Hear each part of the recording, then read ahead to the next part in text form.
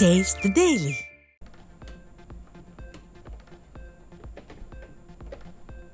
கள்ளக்குறிச்சி மாவட்டம் சின்னசேலம் அடுத்த மூங்கில்பாடியில் புரட்சி தலைவி அம்மா மற்றும் புரட்சி தமிழர் எடப்பாடி கே பழனிசாமியின் பிறந்த நாளை முன்னிட்டு பிரம்மாண்ட பொதுக்கூட்டம். கழக பொதுச் செயலாளருக்கு உற்சாக வரவேற்பு வழங்கி விண்ணுயர மாலை அறிவித்து கழகத்தினர் வாழ்த்து முழக்கம்.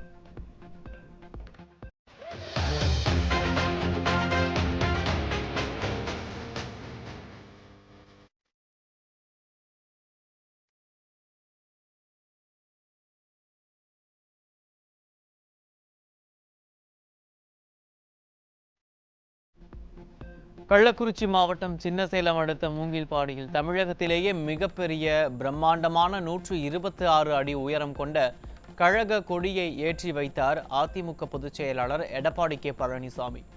அதிமுக மாவட்ட கழக செயலாளரும் முன்னாள் சட்டமன்ற உறுப்பினருமான ரா குமரகுரு தலைமையில் நடைபெற்ற நிகழ்ச்சியில் லட்சக்கணக்கானோர் பங்கேற்பு.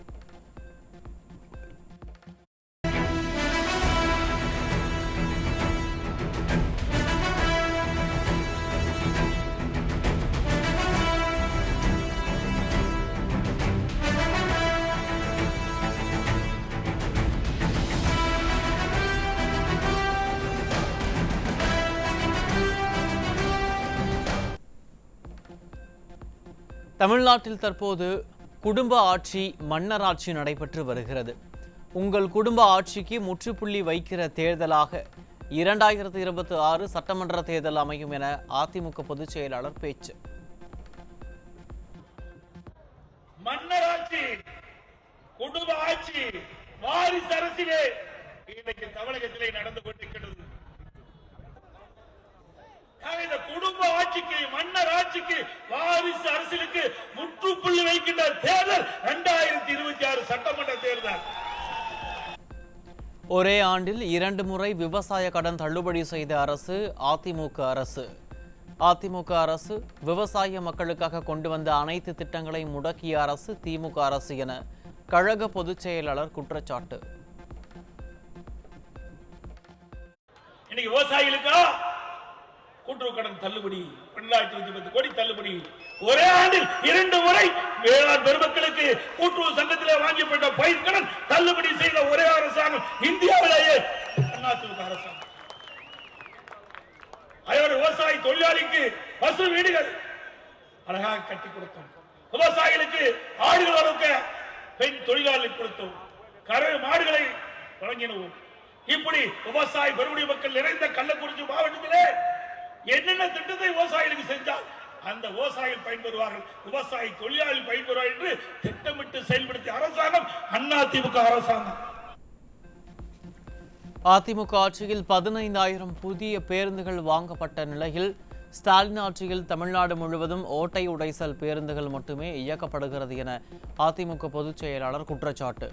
மீண்டும் அதிமுக ஆட்சி அமைந்தவுடன் விலையில்லா கால்நடை வழங்கும் திட்டம், மினி கிளினிக் மையம் உள்ளிட்ட அனைத்து திட்டங்களும் நிறைவேற்றப்படும் என உறுதி. நாங்க கட்டணமில்லா பேருந்து நீக்கன்னு சொல்லி அந்த பேருந்துல ஏறி இறங்கினா தான் உயிர் உத்தரவாதம். ஓட்ட ஒடிசல் பேருந்து, அந்த பேருந்துல பயணம் செல்கின்ற போது அப்படி ஒழுகுது, கொடை பிடிச்சிட்டு போறாங்க.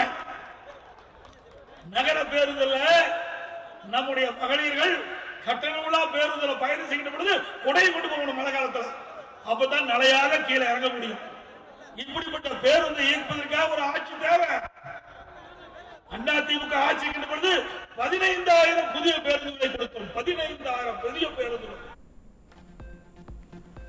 3 ஆண்டுகளாக நிதி ஆயோக் கூட்டத்தை புறக்கணித்த ஸ்டாலின் இப்போது எதற்காக கூட்டத்தில் பங்கேற்றார்?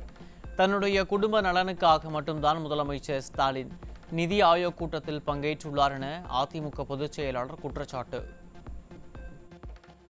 திறமையற்ற முதலமைச்சரா சிந்திச்சு பாருங்க. 3 வருஷமா தொடர்ந்து போய் நிதி ஆயோக் கூட்டத்தில் போய் கலந்து கொண்டு இன்றைய சொன்ன கருத்தை அன்றைக்கு அந்த கூட்டத்திலே தெரிவிக்கப்பட்டிருந்தால் நாட்டு மக்களுக்கு தேவையான திட்டங்கள் வந்திருக்கும், நமக்கு தேவையான நிதிகள் முழுமையாக பெற்றிருக்கும், தமிழ்நாடு வளர்ச்சி பெற்றிருக்கும். அதையெல்லாம் கவலைப்படல, நாட்டு மக்களை பற்றி கவலைப்படல. இன்றைக்கு வீட்டு மக்களுக்கு பிரச்சனை வந்துட்டு டாஸ்மாக் ஊழல் விசாரணை மேற்கொண்டு விட்டார்கள். குடும்ப உறுப்பினருக்கு பாதிப்பு வந்து விடுமோ என்று கருதி ஓடாடி போய் நிதி ஆய்வு கூட்டத்தில் கலந்து கொண்டீர்கள். நிதியை பெறுவதற்காக அல்ல, தமிழ்நாட்டு மக்களுக்கு தேவை நிதியை பெறுவதற்காக தன்னுடைய குடும்ப உறுப்பினர் நிதியை காப்பாற்றுவதற்காக திரு ஸ்டாலின் போயிருக்கிறார். 2026 அதிமுக பொதுச் செயலாளர் எடப்பாடி கே பழனிசாமி மீண்டும் முதலமைச்சராவதை எந்த கொம்பனாலும் தடுக்க முடியாது.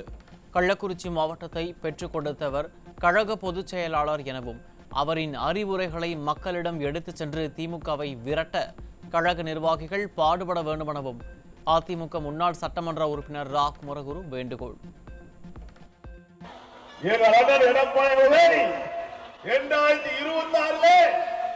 தமிழ்நாட்டில் முதலமைச்சராவதை எந்த கொம்பனாலும் நிறுத்த முடியாது. எங்களுடைய இருவரும் தலைவர்கள்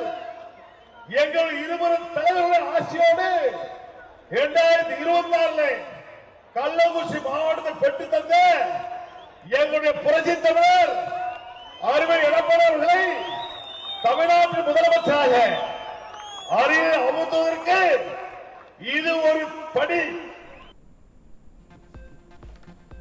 2026 சட்டமன்ற தேர்தலில் அதிமுக கூட்டணி தான் பலமான கூட்டணி. 2026 சட்டமன்ற தேர்தலுக்காக இன்னும் பல கூட்டணி வரப்போகிறது என்றும் அதை பார்த்து நடுங்கி போயிடுவீங்க ஸ்டாலின் எனவும் அதிமுக பொதுச் செயலாளர் பேச்சு. பொறுத்து பாருங்கள், அண்ணா திமுக தான் பலவாய்ந்த கூட்டணியாக அமையும். 2026 ஒரு கூட்டணி அமைச்சதுக்கே உன்னால பொறுக்க முடியல. இன்னும் பல கட்சிகள் எங்களோடு வந்து இணைகிட்ட பொழுது நடுநடுங்கி போயிருவீங்க. முன்னாள் அமைச்சரும் அதிமுக தலைமை நிலைய செயலாளருமான எஸ்பி வேலுமணி தலைமையில் அதிமுக சட்டமன்ற உறுப்பினர்கள் கோவை மாவட்ட ஆட்சியரிடம் நேரில் சந்திப்பு. கோவை மாவட்ட மக்களின் பல்வேறு பிரச்சனைகள், வளர்ச்சி பணிகள் ஆகியவற்றின் மீது உரிய நடவடிக்கை எடுக்க வேண்டும் என அறிவுறுத்தல். ஆண்டுதோறும் 3% கட்டண உயர்வு தீர்மானத்தை ரத்து செய்ய நடவடிக்கை மேற்கொள்ள வேண்டும். ட்ரோன் சர்வே மூலம் சொத்து வரியை திருத்தம் செய்து கூடுதலாக உயர்த்தப்பட்ட வரி உயர்வை உடனே திரும்ப பெறவும் ஆட்சியரிடம் வலியுறுத்தல்.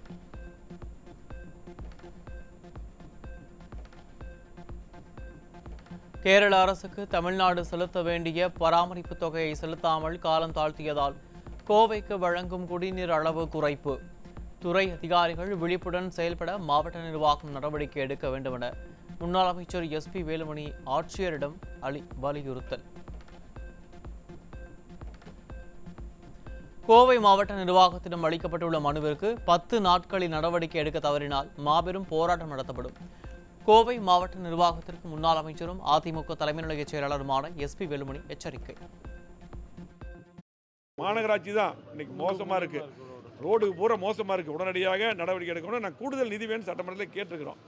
நீங்கள் கண்டிப்பாக இந்த ரோடெல்லாம் சரி செய்யலை, இந்த நடவடிக்கை எடுக்கலை, குடிநீர் சரியாக வழங்கலைன்னா கண்டிப்பாக 10 நாள் பார்ப்போம். அதுக்கு பின்னால் மிகப்பெரிய போராட்டம் அதிமுக சார்பாக புரட்சி தலைவர் எடப்பாடியாருடைய ஆணையை பெற்று மிகப்பெரிய போராட்டம் மக்களுக்காக நடத்தப்படும் என்பதை தெரிவித்துக் கொள்கிறோம். திண்டுக்கல் மாவட்டம் ஒட்டன்சத்திரம் அருகே தெருவில் விளையாடிக் கொண்டிருந்த 10 வயது சிறுமிக்கு பாலியல் தொந்தரவு கொடுத்த 65 வயது முதியவர். பாலியல் அத்துமீறல்களால் பெண் குழந்தைகள் அஞ்சி நடுங்கும் சூழ்நிலையில் தடுக்க வேண்டிய ஸ்டாலின் அரசோ ஊழல்களால் ஈடியை கண்டு அஞ்சி நடுங்கி வருவதாக மக்கள் விமர்சனம். கடலூரில் இளைஞர்களை சீரழிக்கும் நோக்கில் கஞ்சா கடத்தி வந்த சம்பவத்தில் 6 பேர் பிடிபட்டனர். தமிழகத்தில் போதைப் பொருள் புழக்கம் தொடர்ந்து அதிகரிக்கும் நிலையில் ஸ்டாலின் மாடல் அரசோ விளம்பர மோகத்திலேயே பிஸியாக இருப்பதாக மக்கள் விமர்சனம். காஞ்சிபுரம் மாவட்டம் சோக்கண்டி பகுதியில் கஞ்சா விற்ற 3 பேர் பிடிபட்டனர். கஞ்சா விற்பனையை தடுக்காமல் எதிர்கால சந்ததியினரை சீரழிக்கும் நோக்கத்துடன் ஸ்டாலின் அரசு செயல்படுவதாக மக்கள் வேதனை. சென்னை அடுத்த திருவேற்காட்டில் இளைஞர்களின் வாழ்வை சீரழிக்க கொண்டு வரப்பட்ட 10 கிலோ கஞ்சா பிடிபட்டது. ஸ்டாலின் ஆட்சியில் கஞ்சா விற்பனை தலைவிரித்தாடுவதாக பொதுமக்கள் குற்றச்சாட்டு. இளைஞர்களின் வாழ்வை சிதைக்க கர்நாடகாவிலிருந்து ஈரோட்டிற்கு கடத்தி வரப்பட்ட 216 கிலோ குட்கா. போதை கலாச்சாரத்தை தடுக்காமல் ஸ்டாலின் அரசு மெத்தனமாக உள்ளதாக பொதுமக்கள் குற்றச்சாட்டு. கோவை மாவட்டம் கருமத்தம்பட்டி பகுதியில் சுமார் 228 கிலோ புகையிலை பொருட்களை கடத்தி வந்த நபர் சிக்கினார். கும்பகர்ண தூக்கத்தில் உள்ள ஸ்டாலின் அரசு உரிய நடவடிக்கை எடுக்குமா என பொதுமக்கள் கேள்வி. கோவை மாவட்டம் பெரியமத்தம்பாளையம் அருகே தலையில் கல்லை போட்டு மர்மமான முறையில் கட்டிட தொழிலாளி கொலை. ஸ்டாலினின் திமுக ஆட்சியில் காவல்துறை முறையாக ரோந்து பணி மேற்கொள்ளாததால் மர்ம மரணங்கள் தொடர்கதையாகி வருவதாக மக்கள் குற்றச்சாட்டு. தருமபுரி மாவட்டம் பொம்மிடி அருகே குடும்ப தகராறில் மனைவியை அரிவாளால் வெட்டிய கொடூர கணவர். என்ன செய்தாலும் ஸ்டாலின் ஆட்சியில் எளிதில் தப்பித்து விடலாம் என்ற எண்ணம் அதிகரித்து விட்டதை தொடர் குற்ற செயல்கள் அரங்கேற காரணம் என பொதுமக்கள் ஆவேசம். திருவள்ளூர் அருகே 3 ஆண்டுகளுக்கு முன்பு 30 சவரன் நகை காணாமல் போனதாக புகார் கொடுத்தும் காவல் நிலையத்திற்கு 88 முறை நடையாய் நடந்தும் நடவடிக்கை இல்லை என பாதிக்கப்பட்டவர் கண்ணீர் மல்க வேதனை. பாதிக்கப்பட்டவருக்கு நியாயம் தேடி தராமல் 3 வருடங்களாக ஸ்டாலின் அரசின் காவல்துறை உறங்கிக் கொண்டிருக்கிறதா என மக்கள் கேள்வி. முன்னாள் அமைச்சர் எஸ்பி வேலுமணி தலைமையில் அதிமுக ஆட்சியில் கொண்டு வரப்பட்ட குடிநீர் ஏடிஎம் திட்டத்தை மறுபதிப்பு செய்யும் ஸ்டாலின் மாடல் அரசு அதிமுகவின் வெற்றிகரமான திட்டத்தை புறக்கணித்துவிட்டு இப்போது அதையே புதிய திட்டமாக காட்டுவது திமுக அரசின் இரட்டை வேடம் வெட்ட வெளிச்சமாகியுள்ளது.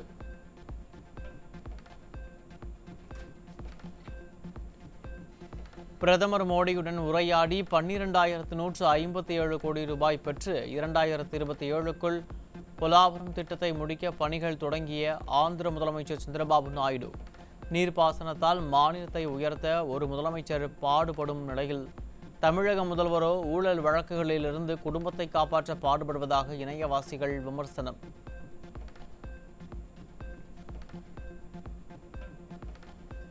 சூறை காற்றால் சேதமான வாழை மரங்களுக்கு 2.5 ஏக்கருக்கு 17,000 ரூபாய் இழப்பீடு என அரசு நிர்ணயம் செய்துள்ளதற்கு விவசாயிகள் எதிர்ப்பு. ஏக்கர் ஒன்றுக்கு ரூபாய் 3 லட்சம் செலவிடப்பட்டுள்ள நிலையில் குறைந்தபட்சம் ஏக்கர் ஒன்றுக்கு 50,000 ரூபாய் இழப்பீடு வழங்க வேண்டும் எனவும் விவசாயிகள் வலியுறுத்தல். தமிழக அரசு குட்கா பான் மசாலா தடையை மேலும் 1 வருடத்துக்கு நீட்டித்துள்ளது வெறும் கண் துடைப்பு நாடகம் என மக்கள் விமர்சனம். 2013 முதல் தடை இருந்தும் குட்கா விற்பனை தொடர்வதால் திராவிட மாடல் அரசு அமலாக்கத்தில் தோல்வியடைந்ததற்கு வாய்ப்புற்று நோய் அதிகரிப்பே சாட்சியாகும். கடுமையான கண்காணிப்பும் தண்டனையும் இல்லையெனில் இந்த அறிவிப்பு வெற்று வாக்குறுதியாகும் என மக்கள் விமர்சனம். சிவகங்கை அருகே காதலித்து திருமணம் செய்து ஏமாற்றிய நபர் மீது நடவடிக்கை எடுக்காததால் காவல் கண்காணிப்பாளர் அலுவலகம் முன்பு தர்ணாவில் ஈடுபட்ட இளம் பெண்ணை வலுக்கட்டாயமாக இழுத்துச் சென்று காவல்துறை. பெண்களுக்கு எதிரான குற்ற சம்பவங்கள் தொடர்ந்து அதிகரித்து வரும் நிலையில் அப்பா ஸ்டாலின் கட்டுப்பாட்டில் உள்ள காவல்துறை நடவடிக்கை எடுக்காமல் அலட்சியம் காட்டுவதாக புகார்.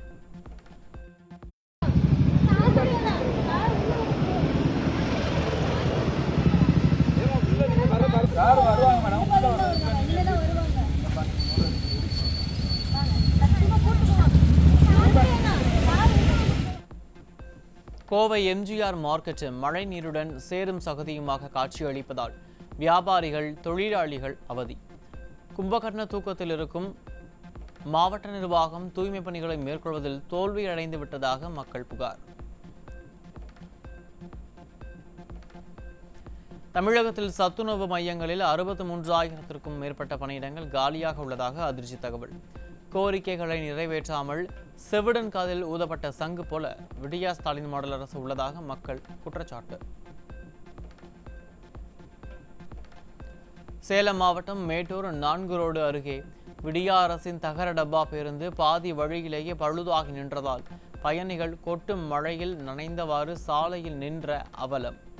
அரசு பேருந்துகளை முறையாக பராமரிக்காமல் மக்களின் உயிரோடு விளையாடி வரும் ஸ்டாலின் அரசுக்கு மக்கள் கடும் கண்டனம். சென்னை தேனாம்பேட்டையில் 2 இருசக்கர வாகனங்கள் நேருக்கு நேர் மோதி விபத்துக்குள்ளானது. ஒருவர் உயிரிழந்த பரிதாபம். சாலை நடுவே பள்ளம் இருந்ததால் ஒதுங்கி செல்ல முயன்ற போது எதிரே வந்த இருசக்கர வாகனம் மோதி விபத்துக்குள்ளான நிலையில் சாலையில் உள்ள பள்ளங்களை கூட மாநகராட்சி ஊழியர்களால் சரி செய்ய நேரமில்லையா என மக்கள் கேள்வி.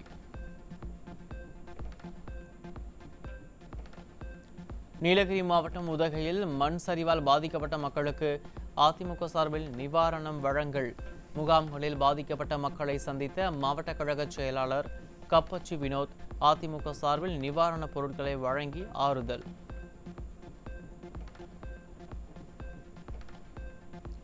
நீலகிரி மாவட்டத்தில் மழை காரணமாக மண் சரிவு மற்றும் தடுப்பு சுவர் இடிந்ததால் 10க்கும் மேற்பட்ட குடும்பங்கள் பாதிப்பு.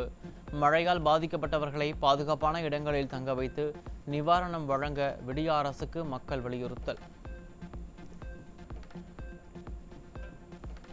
திருச்சி மாவட்டம் மணப்பாறை அருகே மின்சாரம் தாக்கி பள்ளி மாணவன் உயிரிழப்பு. தோட்டத்தில் தண்ணீர் பாய்ச்சுவதற்காக மோட்டாரை இயக்கிய போது நேர்ந்த சோகம்.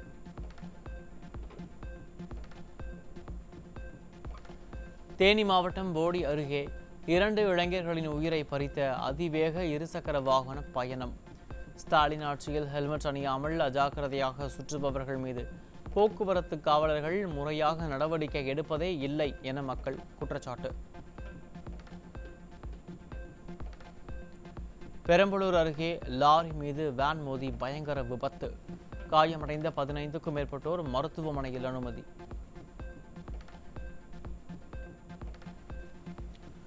திருப்பத்தூர் மாவட்டம் ஆம்பூர் அருகே சாலையில் சென்று கொண்டிருந்த கார் மீது மோதாமல் இருக்க ஓட்டுநர் காரை திருப்பிய போது நேர்ந்த விபத்து. இருசக்கர வாகனத்தின் மீது மோதி பழக்கடைக்குள் புகுந்த கார் மின்கம்பத்தின் மீது மோதி விபத்துக்குள்ளான பரபரப்பான சிசிடிவி காட்சிகள்.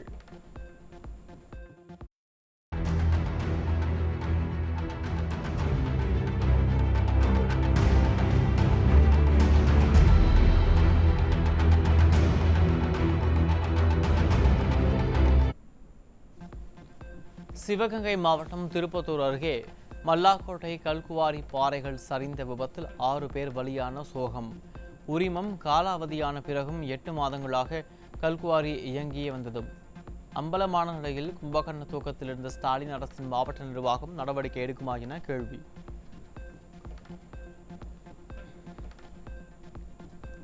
திண்டுக்கல்லில் கோயில் நில ஆக்கிரமிப்பு தொடர்பாக திமுக கிளை செயலாளருக்கு ஆதரவாக செயல்படும் காவல்துறையை கண்டித்து மாவட்ட ஆட்சியர் அலுவலகத்தில் முற்றுகை போராட்டம். ஸ்டாலின் ஆட்சியில் காவல்துறையினர் குற்றவாளிகளுக்கு சாதகமாக செயல்படுவதாக பொதுமக்கள் குற்றச்சாட்டு. தருமபுரி மாவட்டம் பாலக்கோடு அருகே குற்றவாளியை ஜாமீனில் விடுவிக்க 10,000 ரூபாய் லஞ்சம் வாங்கிய தலைமை காவலர். ஸ்டாலின் ஆட்சியில் அமைச்சர்கள் முதல் காவலர்கள் வரை குற்றவாளிக்கு உடந்தையாக இருக்க லஞ்சம் வாங்கிவிட்டு தங்களை பல்வேறு இன்னலுக்கு ஆளாக்குவதாக மக்கள் கொந்தளிப்பு. திருப்பத்தூர் அரசு போக்குவரத்து பணிமனையில் கிளை மேலாளர் சாதி ரீதியாக துன்புறுத்துவதாக கூறி மன உளைச்சலில் இருந்த ஓட்டுநர் பெட்ரோல் ஊற்றி தற்கொலைக்கு முயற்சித்ததோடு பணிமனை மேலாளரையும் கட்டிப்பிடித்ததால் பெரும் பரபரப்பு. சாதி மதம் இல்லை என மேடையில் வெற்று வசனம் பேசும் ஸ்டாலின் பணியாளர்களை துன்புறுத்துபவர்கள் மீது நடவடிக்கை எடுக்காமல் தூங்குகிறாரா என மக்கள் கேள்வி. திருவள்ளூர் மாவட்டம் திருத்தணியில் அரசு பொது மருத்துவமனை அருகே கழிவு நீரை மின் மோட்டார் மூலம் சாலையில் விடும் அவலம். நோய் தொற்று பரவும் அபாயம் உள்ளதால் ஸ்டாலின் அரசின் மாவட்ட நிர்வாகம் சுகாதாரத்துறை என்னதான் செய்கிறது என கேள்வி. மதுரையில் பார்வையற்ற மாற்றுத்திறனாளிகளுக்கான உதவித்தொகை உத்தரவு வழங்கப்பட்டு 2 ஆண்டுகளாகியும் வருவாய்த்துறை சமூக பாதுகாப்பு திட்டத்திற்கான நிதி இல்லை என கூறி மாவட்ட ஆட்சியர் அலுவலகத்தில் மாற்றுத்திறனாளிகள் அலைக்கழிப்பு. ஸ்டாலின் ஆட்சியில் மாற்றுத்திறனாளிகளுக்கு கூட நிதி உதவி முறையாக வழங்கப்படவில்லை என பொதுமக்கள் குற்றச்சாட்டு. மதுரையில் அரசு சார்பில் முழுமையாக சுற்றுலா தலமாக அறிவிக்கப்படாத இடத்தை யூடியூபர்ஸ் தங்களது சுய லாபத்திற்காக வெளியிட்ட வீடியோ. செல்ஃபி முகத்தால் அத்துமீறி கூட்டமாக குழந்தைகளுடன் குவியும் மக்களுக்கு அசம்பாவிதம் ஏற்படும் அபாயம் உள்ளதால் மாவட்ட நிர்வாகம் நடவடிக்கை எடுக்க வலியுறுத்தல். திருவாரூர் மாவட்டம் குடவாசலில் பணம் இல்லாத ஏடிஎம் கார்டை கொடுத்து முதியவரை லாபகமாக ஏமாற்றி பணம் எடுத்த இளைஞர் தலைமறைவு. ஸ்டாலின் ஆட்சியில் காவல்துறையை அலட்சியம் காட்டுவதாக மக்கள் கொந்தளிப்பு. சென்னை வியாசர்பாடியில் குடிசை பகுதியில் பயங்கர தீ விபத்து. சுமார் 20க்கும் மேற்பட்ட குடிசைகள் முற்றிலும் எரிந்து நாசமானதால் குடியிருப்பு வாசிகள் அதிர்ச்சி. கன்னியாகுமரி மாவட்டம் சுசீந்திரம் பகுதியில் சாலை ஓரம் நின்ற 10க்கும் மேற்பட்ட மின்கம்பங்கள் ஒரே நேரத்தில் சாய்ந்து விபத்து. ஸ்டாலின் ஆட்சியில் முறையாக பாதுகாப்பான முறையில் மின்கம்பங்கள் நடப்படவில்லை என பொதுமக்கள் ஆவேசம்.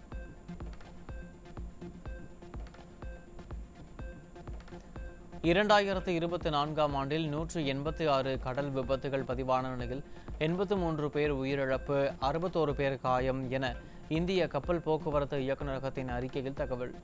கடலில் விபத்துகளை முழுமையாக தடுக்க பாதுகாப்பு மேலாண்மை மற்றும் விழிப்புணர்வு தேவை என அறிவுறுத்தல்.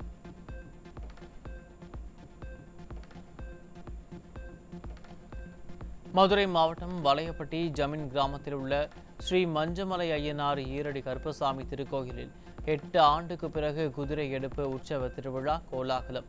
சுமார் 1000க்கும் மேற்பட்ட பக்தர்கள் சுவாமி சிலைகளை எடுத்து வந்து நேர்த்திக்கடன்.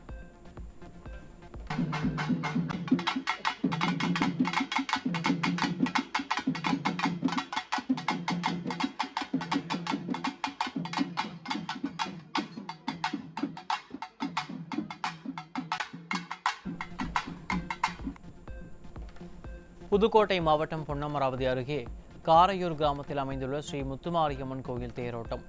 ஏராளமான பக்தர்கள் கலந்து கொண்டு தேரை வடம்பிடித்து இழுத்து சாமி தரிசனம்.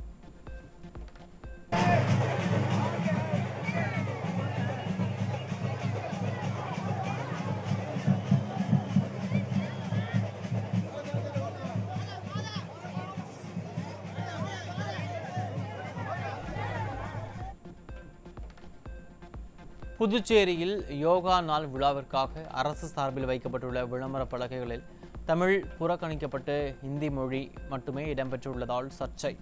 தமிழ் முழுமையாக புறக்கணிக்கப்பட்டிருப்பது தமிழ் பேசும் புதுச்சேரி மக்களிடையே அதிருப்தி. தெலுங்கானா மாநிலம் ஹைதராபாத்தில் நடைபெறும் 77வது உலக அழகி போட்டி. இந்தியாவை பிரதிநிதித்துவப்படுத்தும் நந்தினி குப்தா.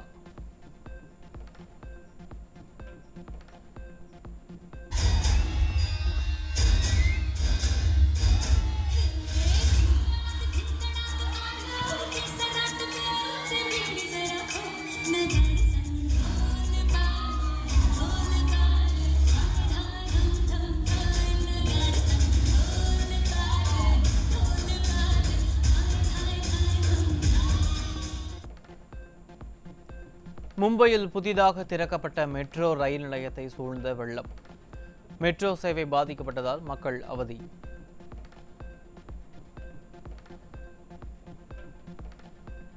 இந்தியாவில் கொரோனா பாதிப்பு ஒரே வாரத்தில் 4 மடங்கு உயர்ந்து மொத்தம் 1009 பேர் பாதிப்பு. தமிழ்நாடு, கேரளா, டெல்லி, மகாராஷ்டிரா உள்ளிட்ட மாநிலங்களில் தொற்று எண்ணிக்கை அதிகரித்து வருவதால் மக்கள் அச்சம். சென்னை உயர்நீதிமன்ற தலைமை நீதிபதி ஸ்ரீராமை ராஜஸ்தான் உயர்நீதிமன்றத்திற்கு மாற்ற உச்சநீதிமன்ற கொலிஜியம் பரிந்துரை. ராஜஸ்தான் உயர்நீதிமன்ற தலைமை நீதிபதி MM ஸ்ரீவஸ்தவா சென்னை உயர்நீதிமன்றத்தின் அடுத்த தலைமை நீதிபதியாக நியமிக்கப்பட வாய்ப்பு. மீண்டும் இணையும் பிச்சைக்காரன் பட கூட்டணி. சசி இயக்கத்தில் விஜய் ஆண்டனி நடிக்கும் படத்தில் அஜய் திஷான், சுவாசிகா உள்ளிட்டோர் நடிக்க உள்ளதாக தகவல்.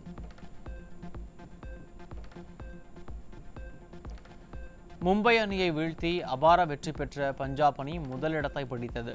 முதலிடத்திற்கு செல்ல வாய்ப்பிருந்தும் மும்பை அணி கோட்டை விட்டதால் ரசிகர்கள் அதிருப்தி. IPL போட்டியின் 70வது லீகில் லக்னோ மற்றும் பெங்களூரு அணிகள் மோதல். ஆறுதல் வெற்றி பெற லக்னோ அணியும் 2வது இடத்திற்கு முன்னேற பெங்களூரு அணியும் முனைப்பு காட்டும் என்பதால் ரசிகர்கள் ஆவல்.